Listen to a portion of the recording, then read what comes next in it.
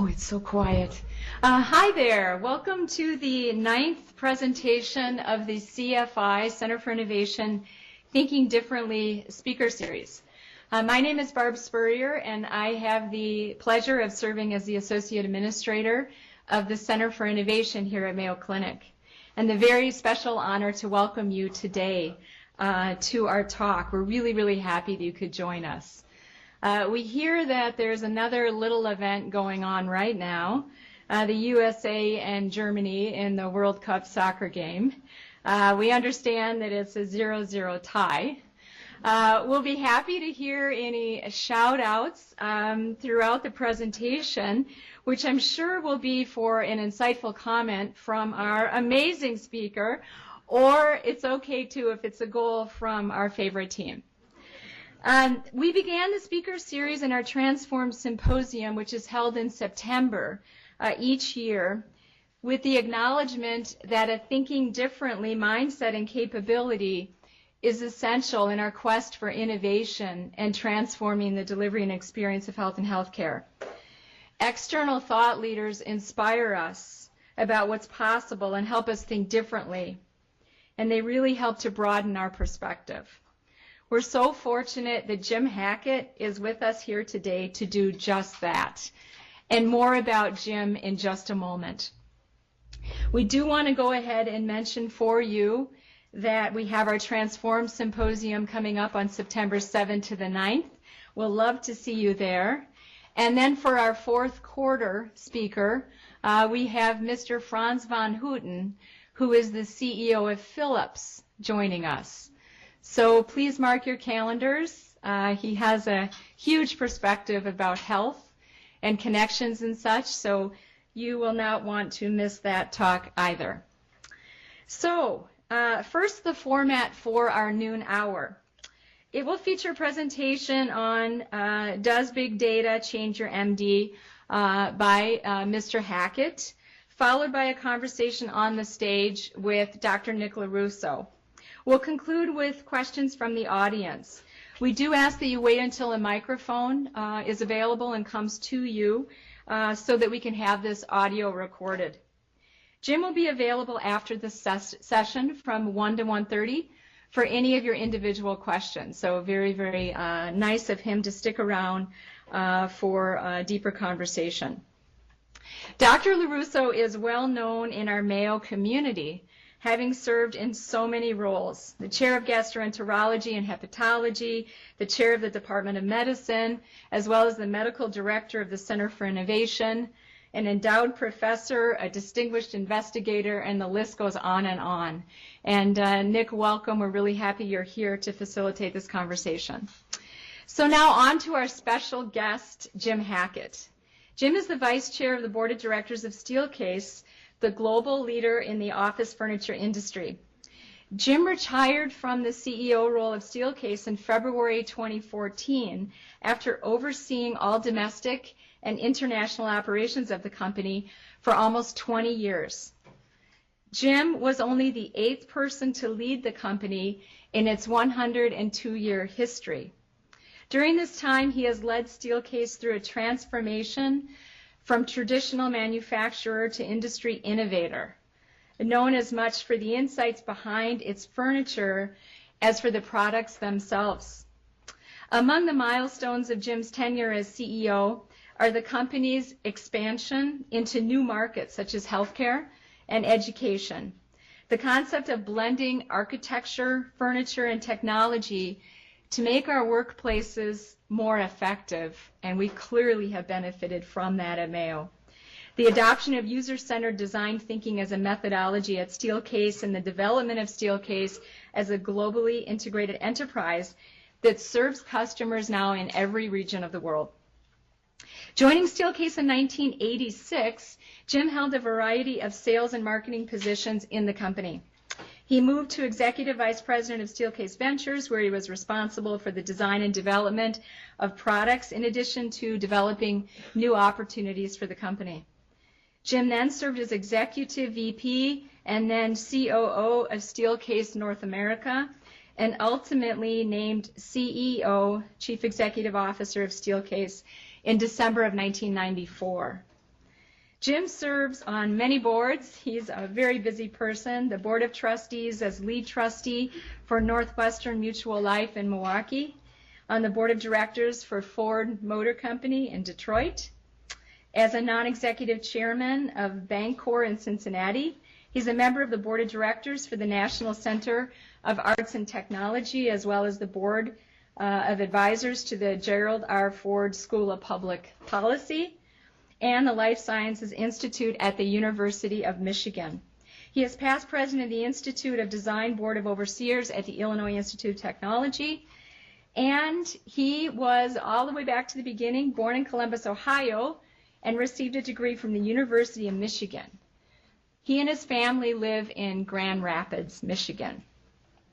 So that's what the bio says about this person, Jim Hackett. But what else about this individual?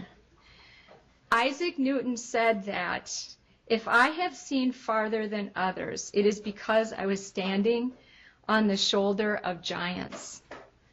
And for us, speaking for Dr. Nick LaRusso, Dr. Michael Brennan, Dr. Doug Wood, and our journey with the creation and development of our Center for Innovation at Mayo Clinic, it has been Jim's shoulders that have carried us.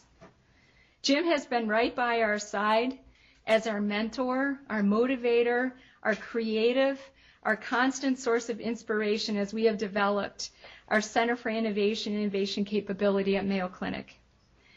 True to Jim's character, he has been so selfless and generous in his gifts of time, sharing his amazing and beautiful mind and insights. He actually has served as our founding member of our CFI External Advisory Council from the very beginning, so the founding 6 years ago. We thank Jim for his enormous contributions and wish Jim and Kathy every happiness in the next chapters of life. So it is my great pleasure to welcome our friend Jim Hackett to the stage as our innovation speaker. And go USA. Thank you, Barb. That was wonderful. Well, thank you so much, Barb. That was wonderful, heartfelt, and helps get you near why I'm so passionate about the Mayo Clinic.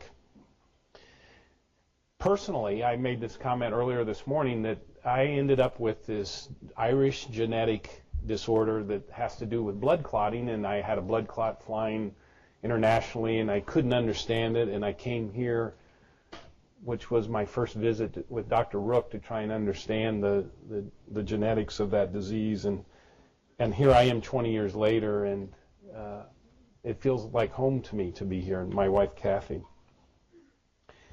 And there's so many people I'd like to thank for that time together, but two people, Dr. Brennan and Dr. LaRusso, are what I call my guardian angels.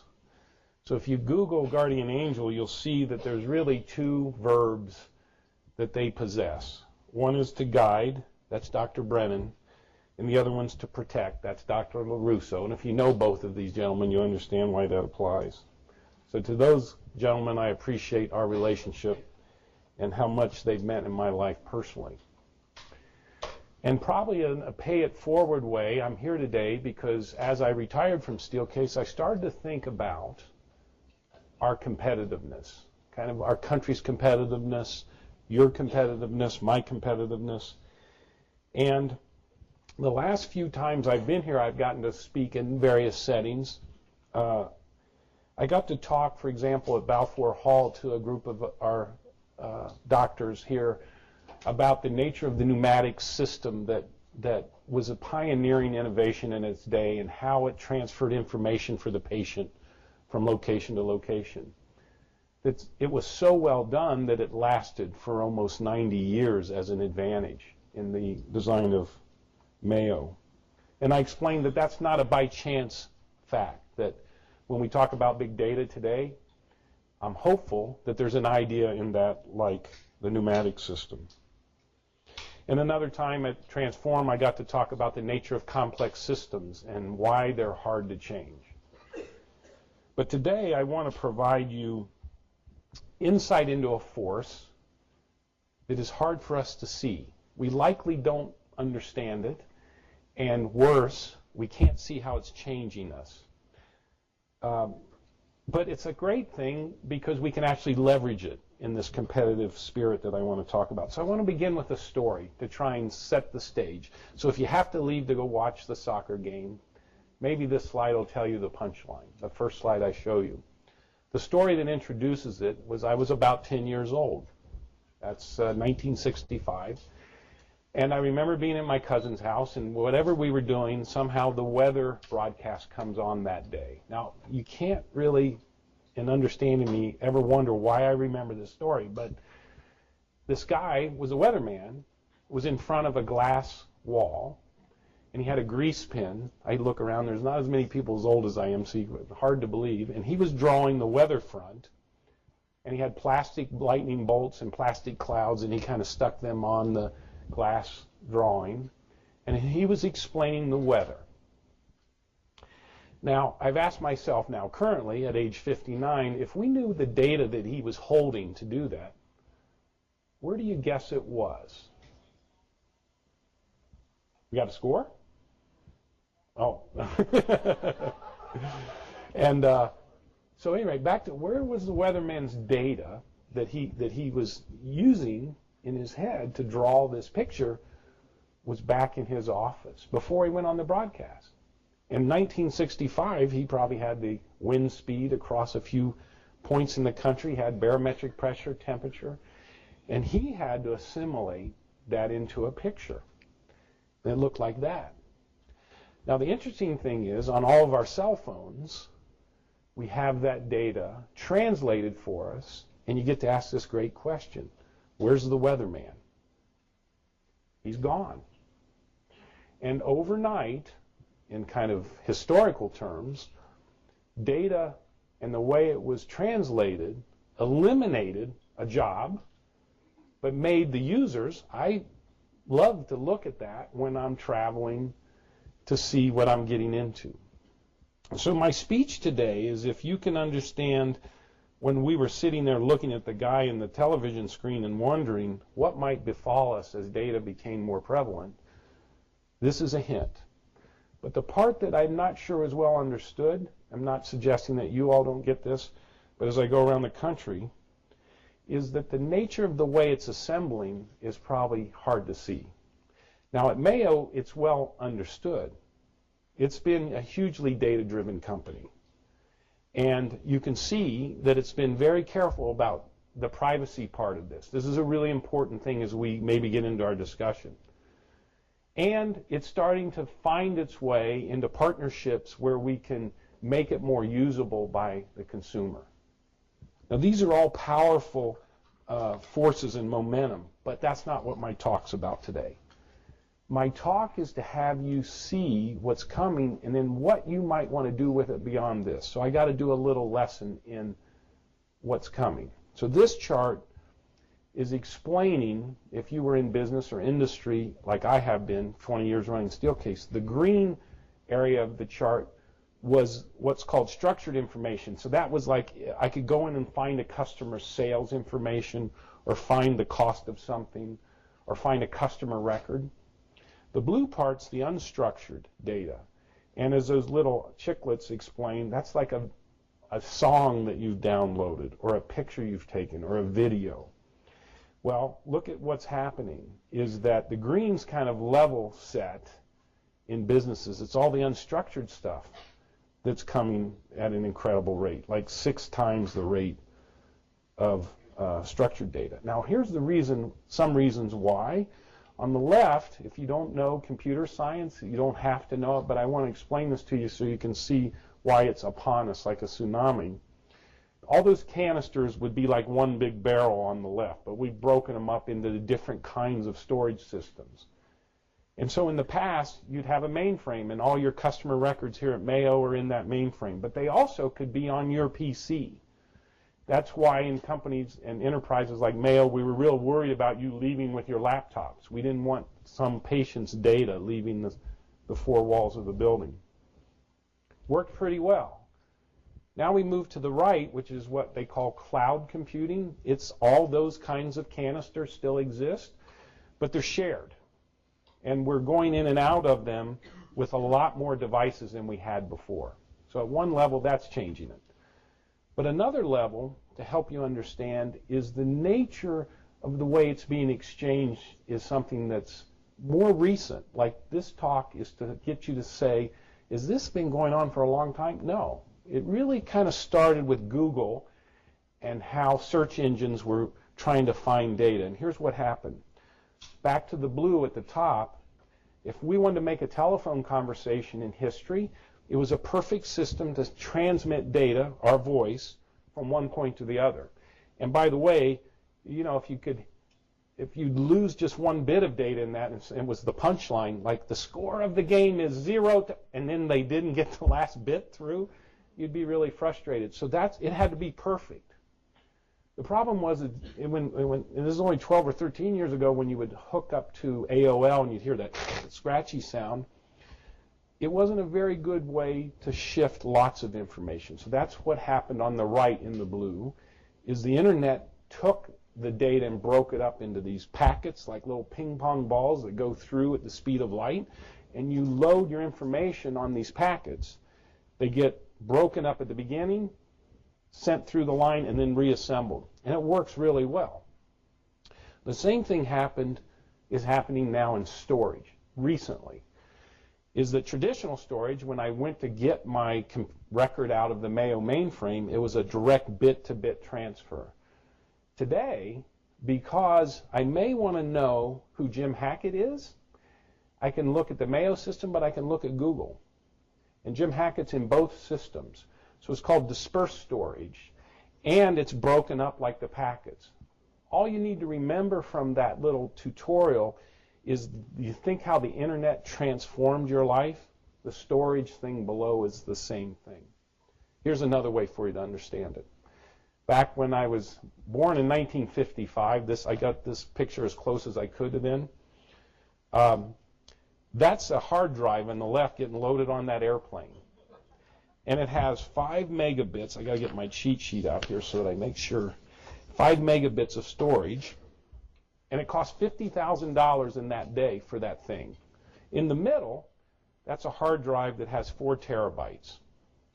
So if we wanted to look at the cost of pounds per terabyte, to recreate what we have in the middle, we'd need 400 million pounds of hard drive on the left, which is just hard to imagine. But the way we think about that is you go to the right and you go, what's going to happen in the next 50 years? And there's a lot of other people who are going to be in front of you in this thing, like the Philips CEO I know really well, and they're working on things on the right. My speech today, though, is to try and have you see how big this is becoming. Again, because I want it to not threaten you or scare you. I want you to see why we have a new problem. Okay, so this is the part I need the cheat sheet. So the way to look at this chart is just to understand the scale. So again, sorry for this lecture on technology, but when you hear 1 bit, that's a 0 or 1. But a byte, and that's what's usually talked about, a byte is 8 of those. It's 8 bits. So that's what we start with. A byte is 8 bits. So when you look at the second line where it says kilobytes, that's 1,000 bytes, 1,000 of those 8s. A megabyte is 1,000,000. So and here's how I want you to see it. When you look at the megabyte line, that's about 4 books of 200 pages. When you go to a gigabyte, and you'll see how these scale by millions, that's 1 billion bytes, but it's 4,500 books. When you get to a terabyte, remember we were just looking at a hard drive on the previous slide that had 4 terabytes? That's 4.5 million books of 200 pages each, or 350,000 pictures in a terabyte. You could then store on that little hard drive over 1 million pictures in our lifetime. Who would have thought? A petabyte is 1 quadrillion bytes. So that's, listen to this, 4 billion books, or 700,000 web pages, or 1.7 million CDs, DVDs. The top, and I wanted to walk you to this, an exabyte, and this isn't the end, there's more that go on, but this is all I'm talking about today, is 1 quintillion bytes. That's 4 trillion books. There aren't that many. It's 100,000 libraries of Congress. Okay, so we got to start here because the question is, and this is not, there's no simple answer on this, what do we have out there that we're storing? And there's different arguments of what's out there. But one thing that I've locked onto, there's something like 200, and let's round all these off because the studies only go back to 2008. There's nothing current, so you know it's changed. There's about 250 exabytes of information in the human interactions. That would be sounds and internet and books and so on and so forth. 250 of those. But what's really more important, it's expected to double in less than 10 years. So if you ask yourself, how's it going to double?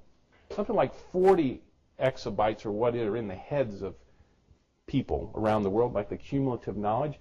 If the 40 is going to 80, it isn't the population that's going to generate that.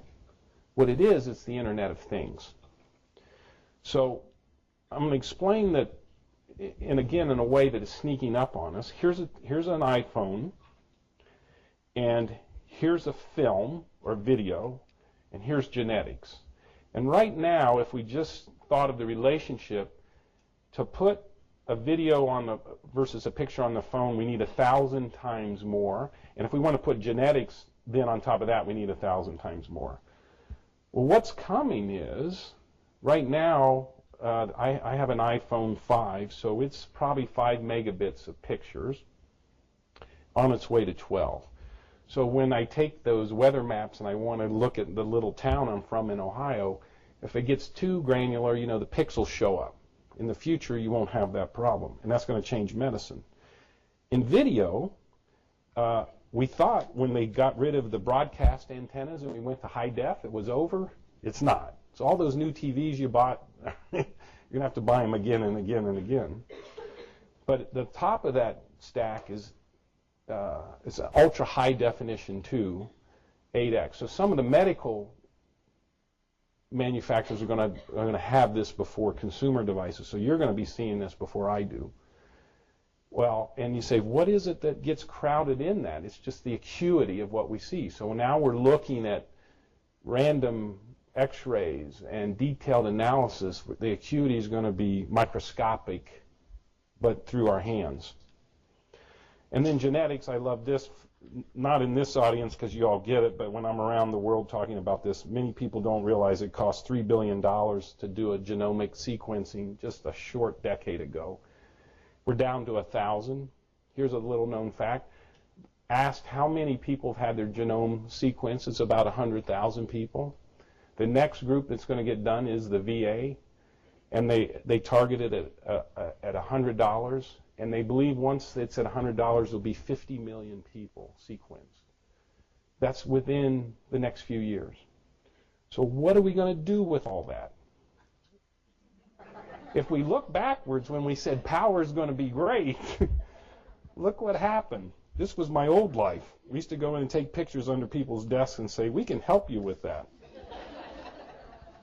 So with this wonderful association I've had with Dr. LaRusso and Dr. Brennan and Barb Spurrier and Dr. Wood is with the Center for Innovation, we said the way we'd like to solve that picture is we'd like to look at human-based needs for that. That's not a very human-centered solution, right? I mean, who knows where anything is? And so I'm going to introduce to you a few frameworks and try and stay on schedule here. So I'll move quickly through these. If any of them are interesting, we can come back. But this is a little bit of a hint of what goes on up in the Center for Innovation. Frameworks in design thinking are a form of diagnostics. So if you're in medicine, you explain to me what diagnostics are. In design, they're called frameworks. And I'm going to talk about 4 of them.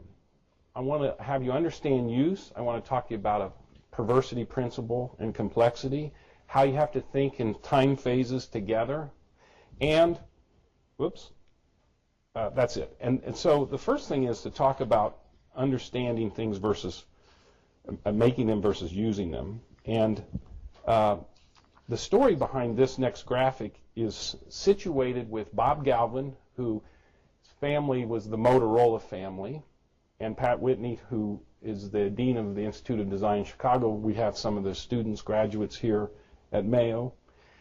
And Bob had the highest market share in China for paging. When the pagers, Motorola pagers, doctors will remember this object more than most people that I speak to. And they had a 50% share in China. Part of the reason was that when you were in China in the era that the pagers were coming out, you didn't have good telephony.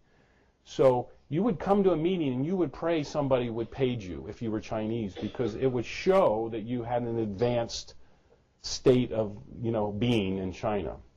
So they would take their pagers and lay them on the table like we would maybe today our tablets and phones, where most of the Western users of pagers had them on their belt, mostly men. In China, they left them on the table, and you hope they rang. Competitors observed this and created a pager that was bigger with a bigger red light. That's all it was, it's just a bigger red light. And they stole half the market share of Motorola's pagers because they found out that Motorola had better and better technology. That's what this make line means, that over time, things get better made because of material science, because of Moore's law, because of engineering. So we can't really find a field in your lifetime with the products that you use here, the products we make, the airplane you flew on, and so on, hasn't followed that curve.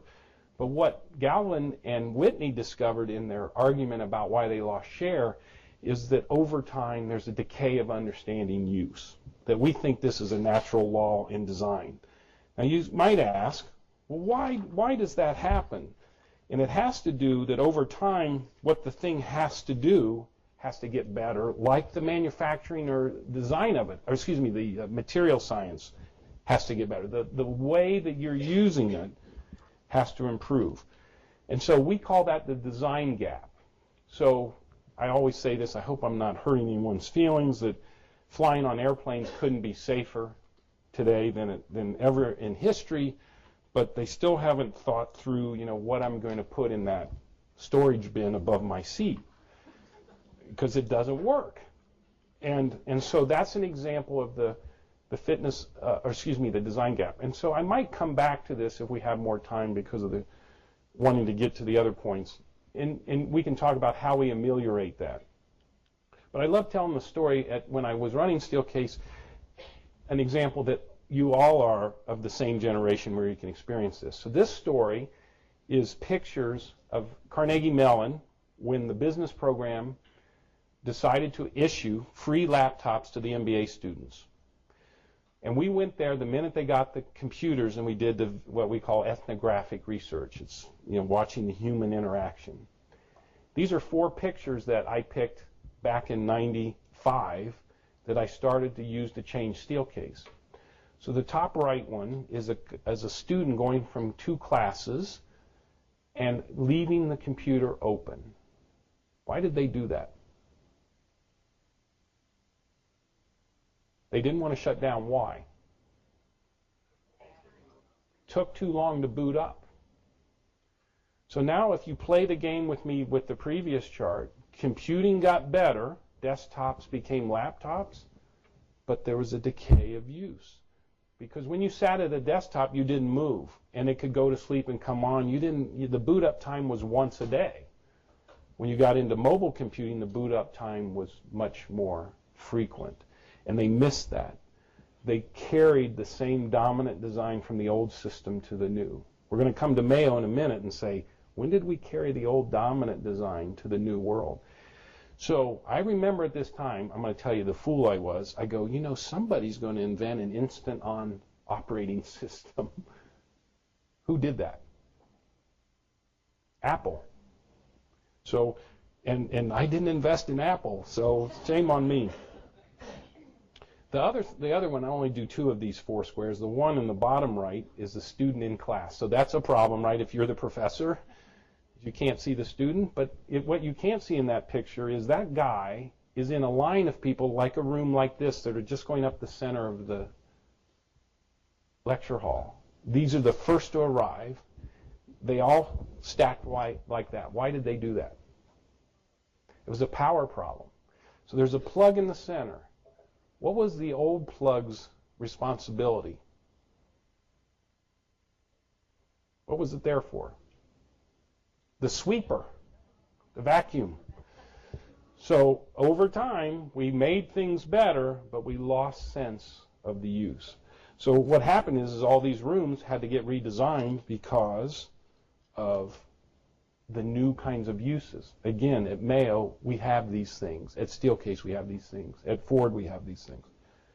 Second framework is complexity theory. We talked a lot about this upstairs, but complexity basically means random interactions of variables that are fighting for kind of an emergent behavior. And what I learned in this is something that has to do with the nature of the way the fragmentation in the system are always in competition. So there's a lot in Mayo about how do we work on the fragmentation problem. Mayo is an integrated delivery model, and it's the best. It should win more often because of that. Well, what I learned is that we were losing track of what was making aspects of the system more fit. I'll come back to the perverse part of that in a moment. What happens in my talk is I divert just for a moment to explain to you that as we start to pull on data like we're talking about here, we find that you just heard me talk about the mounds of it growing. So the reason I explained to you what a byte is to an exabyte is because that's called superlinear growth of data. We can't feel it. Ray Kurzweil is viewed as eccentric. He's now head of Google engineering. He tells Charlie Rose that if you don't understand what that is, when I was a kid in New Jersey, this is Ray talking, I could point to you where my telephone switch building was. AT&T had a big brick building with no windows, and all the calls were going through there. He grabs his cell phone on the show and he goes, Charlie, everything that's in that building is now in here. So if you measure the cubic volume of that building to this, it follows Moore's law perfectly. But you wouldn't have thought of that as we were transitioning in the telephony systems. You wouldn't have said, oh, we don't need those buildings anymore, because some of them are now used for other things. So this shift in the talk is to say, if you have this layers of information coming at you, there's a lot of work that's going on to produce more of it. So I explained this morning there's 500,000 computer programmers in industry today. There's 3,000 theoretical mathematicians. The problem is we're going to engineer ways to have more and more data, and we only have few that can translate it. While I'm for education and for more mathematicians, we won't be able to train enough at that level. So we have to invent, and this is the core of the talk, like what you saw with the weatherman. The weatherman got replaced by a translational science, someone who could take the data and make it understandable as a consumer. So the data scientists, which I love, I hug, I want to make sure they get all the funding, is not my talk. You should have them come and talk to you about what they're doing. It's what CFI is working on. It's the translational part. What's knowable? Is it worth knowing? How do I know? What does the human need from it? So quickly, this Institute of Design did a study if they could practice with that, and they had a hypothesis about two people that were friends, A and B, that both had a phone and a laptop, and for 7 days, 24 hours a day, they watched their interaction on the phone and the laptop. They could measure everything. And they instrumented the meters. So when they were done after 7 days, it's hard to imagine, they had 250,000 lines of data per person. Because the Internet of Things allowed them just to, like if they picked the phone up, they knew it was moving. That was a line item. If they started to touch it to call their friend, that was a line item. If the call went through, that was a line item. And they were trying to make because this was random, there was no clarity about what they were trying to find out, they looked at these 250,000 lines of data. By the way, this is what we face if we don't fix this. What do you do with that spreadsheet? Because the power in the data is the acuity of the patterns. But there's not an algorithm right now that's going to make that. There's a designer who can make that. And so what these design folks did is they started to look for patterns. And in the lower part of the picture, you see these things that look like dark graphics on those Post-it notes. Those are really up and down lines that are being colored in based on the interaction. And as a result, they came up with a language that had 6 of these iconic graphics that could explain 70% of the transactions in that 500,000 bits of data. 6. So that the thinking was, this is very early research, that if you didn't know anything about it and we taught you what those graphics meant, then you now understood what 350,000 lines of code meant, and all you had to do was look at 7 graphics. So I'm now back to the perversity problem, because this is shifting if you buy into the data's accumulating at a rate you can't see, and we can't create enough theoretical mathematicians, and we have to figure out a way that we can make it, the consumption of it, easier. Then why doesn't that happen naturally? This is the thing that gets in the way.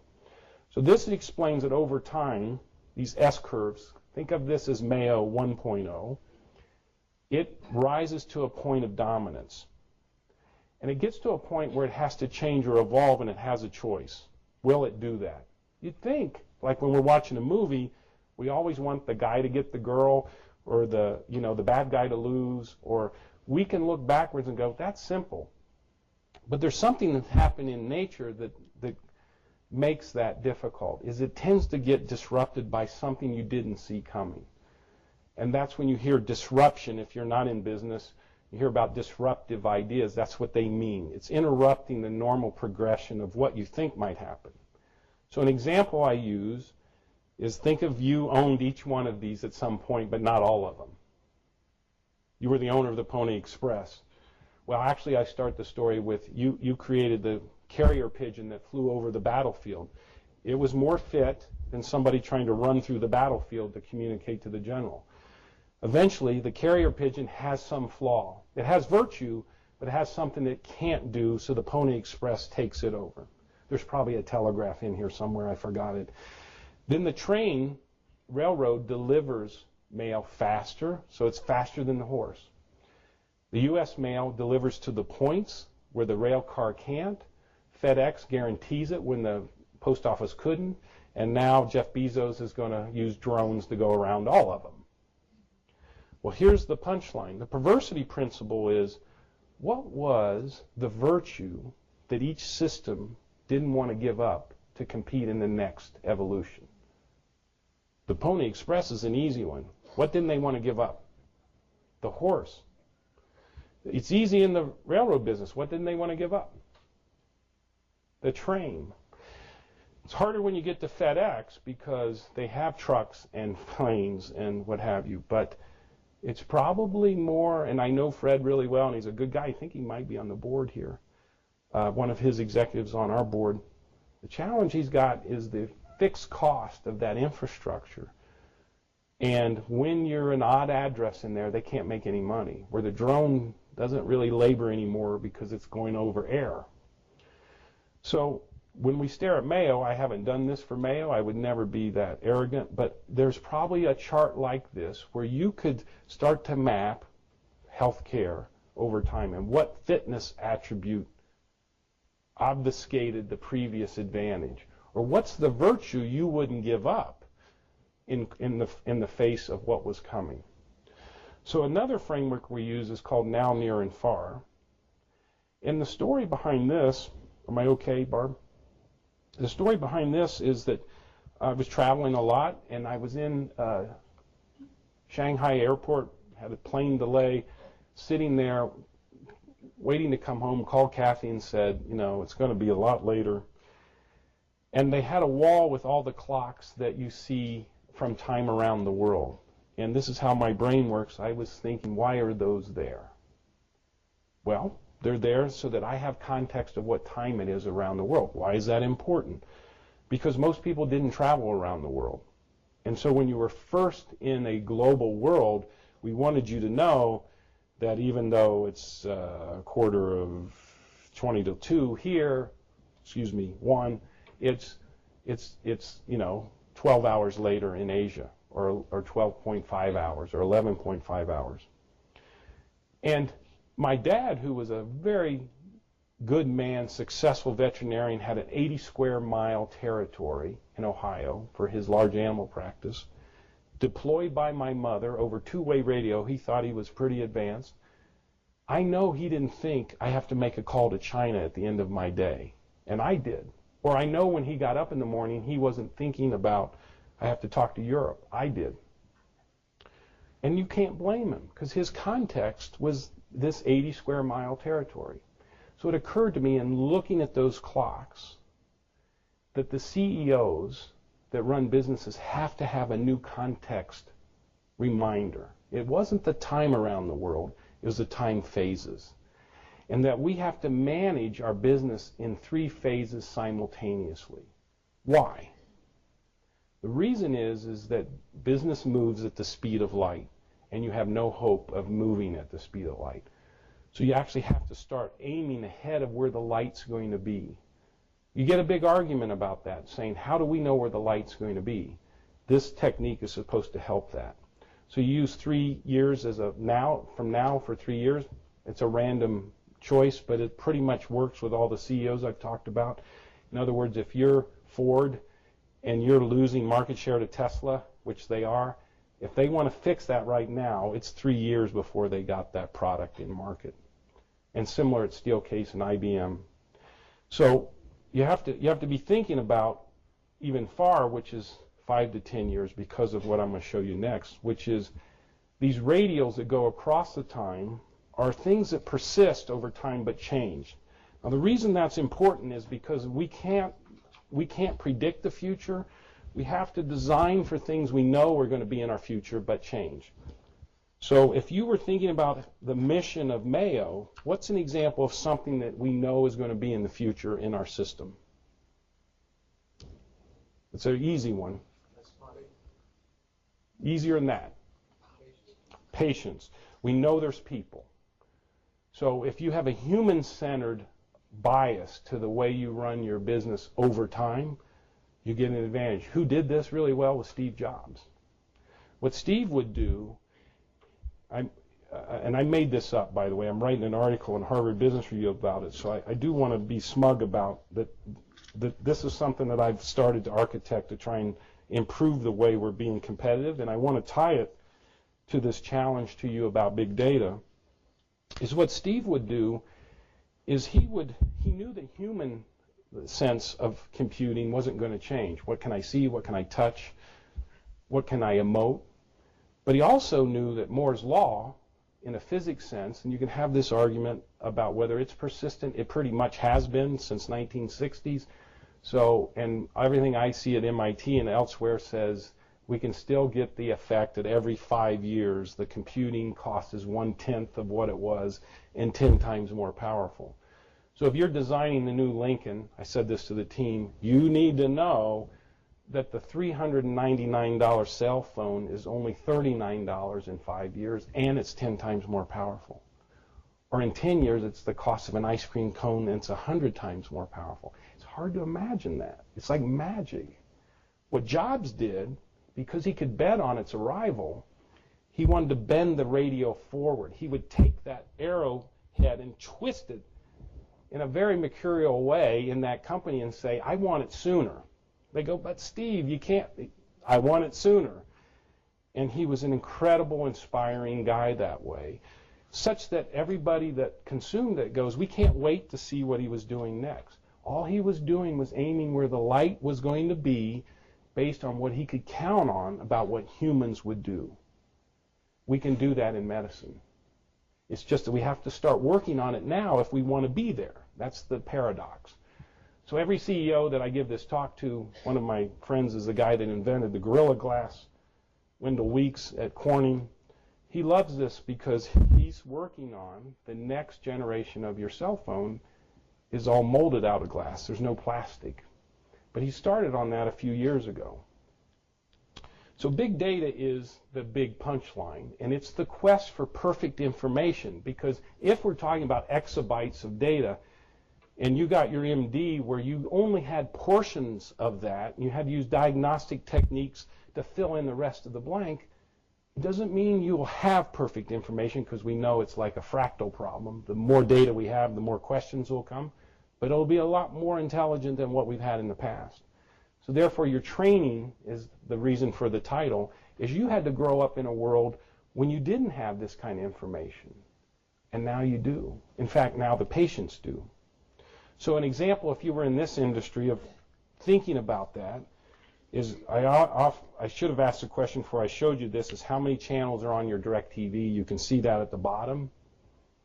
And the left is the example of the interface design. This is my punchline, that you have to design for Mayo in its data. The right, metaphorically, is all your patient information, the Internet of Things, pinging, diagnostics. The left is the interface. So if you were the DirecTV people and you said, we're going to have 9,000 stations, and let's design a remote control that can work. It doesn't. Because I can't remember 9,000 stations. I don't know what to input. In fact, what it replaced is that. When there were only, how many channels were there when that came out? 3 or 4. It was a great idea. It just doom, doom, doom. And there were no numbers on it.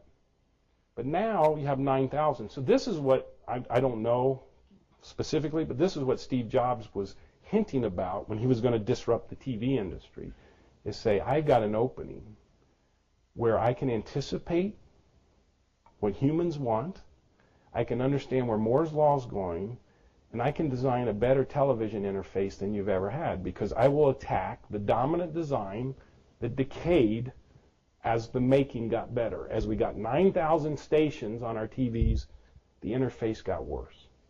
And that's the punchline.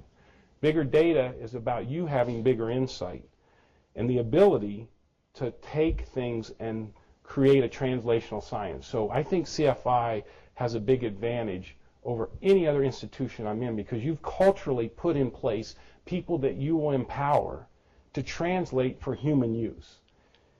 And in a way, these things that are coming at us won't scare us at all, because we will see them as opportunities to change the patient experience. We have to start on them now. And so, Kathy wants me to point out, these are my 2 granddaughters. The inside joke is I was trying to explain them what bird doo-doo was and not to step on it. And they took me seriously. But the punchline for this is a challenge I'll give you, the younger generation in the room, is you have 3 choices for our collective future. The first is, as technology shows up, we can become mesmerized by its magic. And it is magical, you heard me say that. And we can say, let's just delegate more of our life to it. But guess what will happen? History shows that if we do that, we'll become more hedonistic. And you're treating that problem today. That's why obesity and things like that exist, is we didn't take the advantage as humans and turn it to advantage. The second option is we can fear it. So we legislate it out.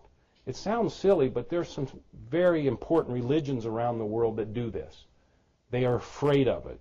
And for good reason. They don't want it to destroy the human part of who we are.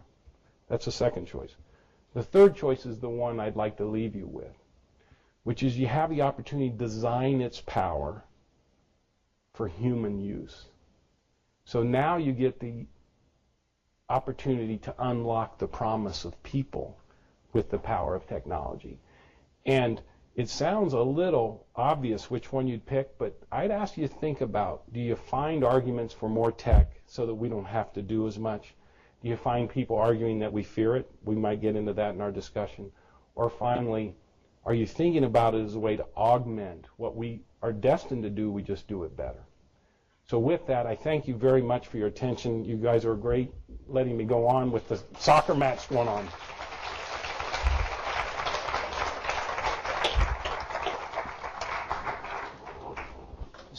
come here and have a seat. We have a little over 10 minutes, I think, for questions. There's 6 minutes left, depending upon what the referee ultimately decides. And it's 1-0 Germany. Oh. So, anyone have questions? Jim, if you were still, while we're waiting for people to get, if you were still the CEO of Steelcase, and you convinced your board that what you just talked about is not only true but important, how would you go about organizing the capacity? How would you operationalize?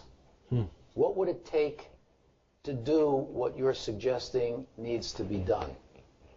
Now you know why I retired. No, I was really juiced by this challenge, and when we started to work on it, and so I could say to you that it's so intractably difficult to imagine a world where you've got this kind of information. You just have to play a game in your head where you're talking, Nathan Myhrvold at Microsoft used to talk about what used to take 1 million years, you can do in a second. So you can't, in a human way, we don't understand that. So the first thing you have to do is you have to get yourself in a place where the power of this is in your pores. Now, how do you prove that you're getting it? Is you move, and Dr. LaRusso knows about this concept called prototyping. So at Steelcase, what we did is we commissioned a team of people to move to prototypes of what would happen if we had this power. Now the challenge in that is they can make up things that don't exist. Like in Star Trek, there's a thing called a tricorder that you wave over the patient and it tells you their health. Well, do you know that's an X Prize concept today? So it's one of, after the space and the miles per gallon X Prizes, one was cars, one was rockets. There's now a tricorder X Prize, and there's a 4th one that's been announced. So people are building prototypes of how can we wave a device over people using data and find out their health. At Steelcase, so we started down this path. Now, Roger Martin, who's a friend of all of ours, says, then you have to decide where to play, how to win, and what capabilities you need. Just 3 simple questions. Because this will take you, in the S-curve example I gave you, the movement of Mayo, it takes you into uncomfortable things. Do we ever believe that Mayo would? Well, what Roger says, don't ask that. Ask yourself, what would you have to believe for Mayo to? And he said that always bridged the S-curves the best in the strategy work. So what would you have to believe for Steelcase to be in healthcare? And we said, well, we'd have to believe we made the patient experience better. We made the doctor better. What would you have to believe for Steelcase to be in education? That being in education was like being in meetings, which it was. And so we were able to innovate that way. Now, this example, I challenged the team that said, what would you have to believe that when you went into a space built by us, you were smarter? That's that simple. Now, because it's around the user and around this capability, they have to prove that you're smarter. So that's the first slide. What would you have to believe that say, I could learn as much about a weatherman as he knew? You'd have to believe that the animation of weather was something you could understand like that. So a quick example, I'm sorry to go on about it, but in genetics, I think this is your big opportunity. Is I've studied, because of the life science at Michigan, what protein folding is, trying to understand it. I can't. And visually, it's really hard to navigate it. But it could be navigable if we had designers translate the genetic data in the way that we would understand it. Right now, it's a series of ribbons and things that you can't make heads or tails out of. It's not as simple as the double helix that we grew up with, because it's more dynamic than that. But there's probably some designer who will figure out the way we will see genetics, that if you're not trained as a physician, you'll see it like a weather map was to my generation. So prototyping would be the way I would go about it. We have to prove that we can answer the question, what would you have to believe if Jim Hackett's right? What would change about our delivery system, the way patients are served, and then you say, Dr. Wood knows this, you would say, whatever we design has to be around the center of the human, because we made that argument at the end, and we have to imagine that Moore's law just keeps making it cheaper. One of the reasons we don't do things, we go, it costs too much. But those screens behind you used to be $25,000 when I started as CEO. $25,000 for that screen. It's now, I don't know, 400 or something. We have any other? Is there any big data scientists in the room? Oh, please. I love your idea of wanting to be where thanks for your talk today. And Thank you. I love the idea of trying to go where the light is going to be. Yeah. But sometimes you're going to get it wrong.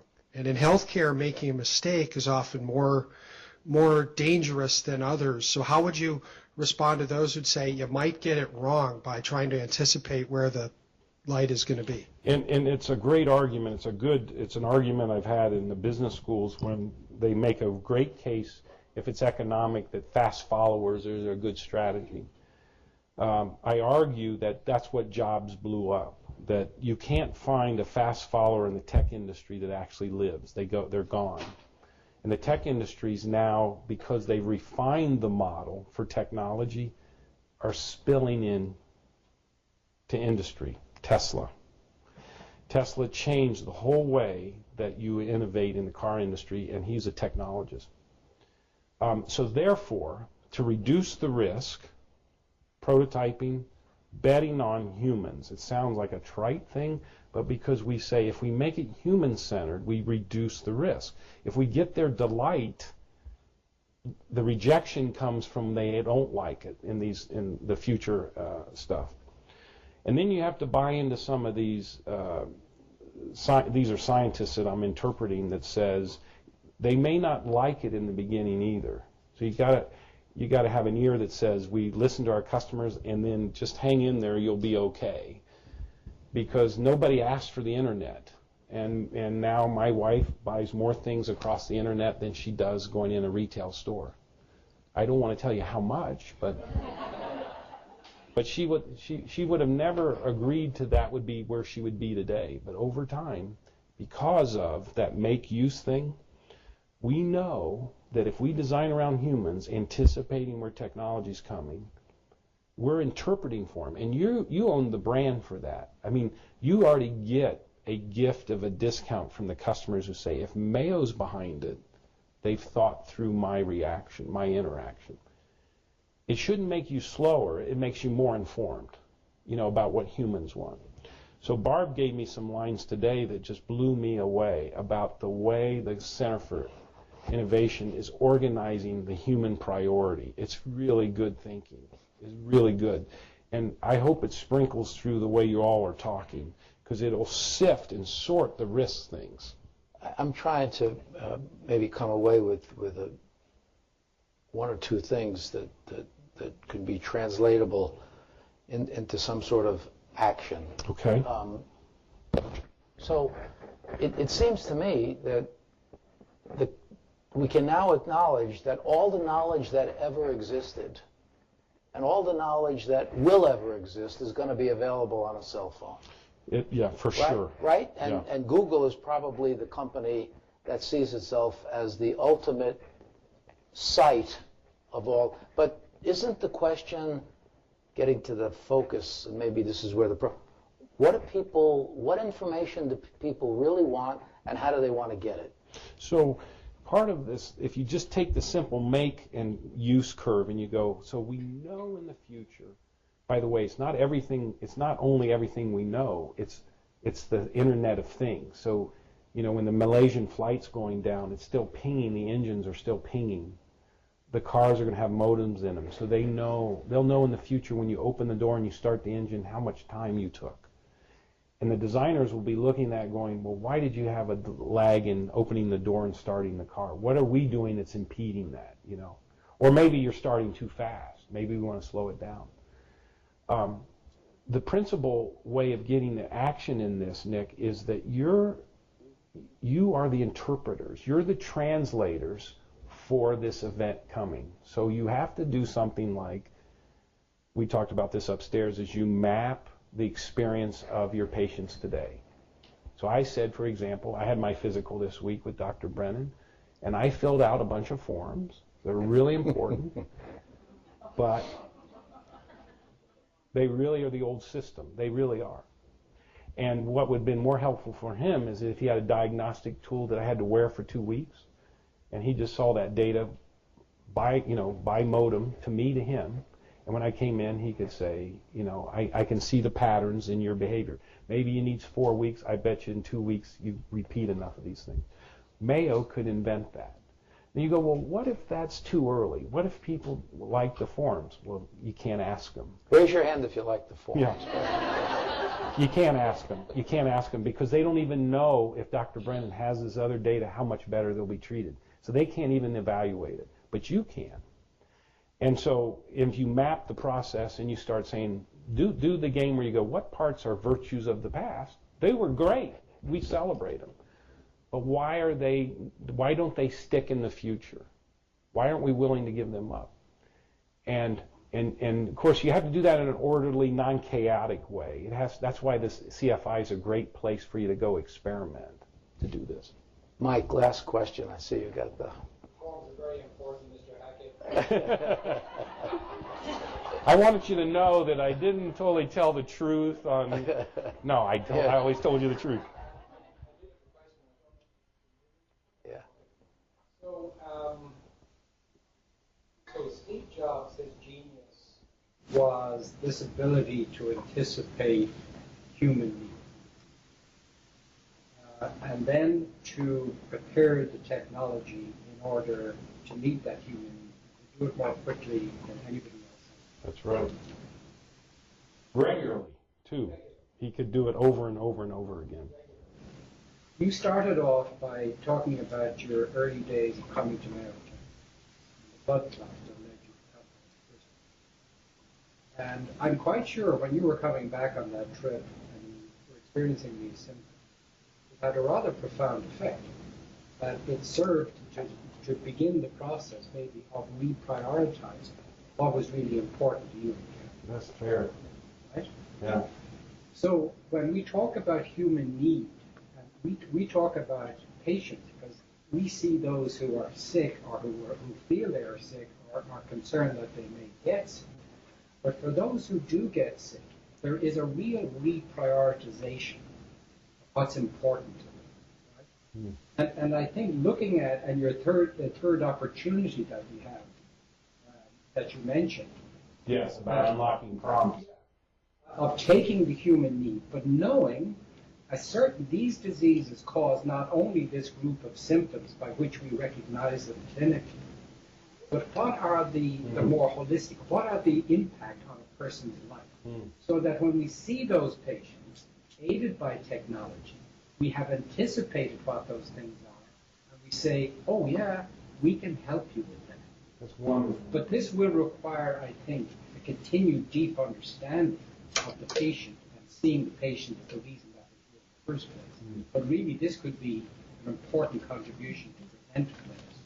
That's wonderful. I mean, I think that's, and in an important way that I can say goodbye to this visit is that your hope message that's tied to Mayo is rooted in that comment. Because when you have some sort of condition, mine, fortunately I lived through the pulmonary embolism, but is you want to have hope. You want to go back and say, well, I'm going to have a good life. And it was 20 years ago and it all worked out. But, you listen to that doctor and you realize you got a big life ahead of you and there's a lot you can do. And how important was that to my state of mind and the kinds of things I had to work on? And so, yeah, I mean, this is what's so fun about this challenge of the future. You can bet on how sticky that advantage is in the future. You get to bet on that, and you won't lose. So thank you for who you are, and thanks for having me today. And on behalf of CFI, Mayo, all of us who know you well, thank you so much. And you're not going to need it, but good luck in this new transition. Oh, thank you. Thank you. Thanks, everybody.